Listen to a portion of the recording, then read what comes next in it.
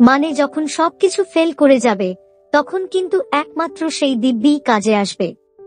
তাহলে আবারও সেই বেঁচে গেল অরুণাভ। আর এবারেও তার ঢাল হয়ে দাঁড়ালো তার মা। আর এখানে সবথেকে বড় হাতিয়ার কি হলো জানো? দিব্যি। ঠিক দেখছো তোমরা, দিব্যি। এই দিব্যি ও ছেলের অমঙ্গলের দোহাই দিয়েই আবারও বেঁচে গেল অরুণাভ। মানে প্রাণ যায় যাক, তবু আমার দিব্যি না যায়।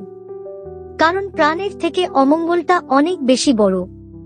বাকি তোমাদের সাথে কি কখনো এমন কিছু ঘটেছে যেখানে যখন রাস্তায় বন্ধ সেখানে একটা ছোট্ট দিব্যি তোমাদের বাঁচিয়ে দিয়েছে? তাহলে অবশ্যই জানিও কমেন্ট করে।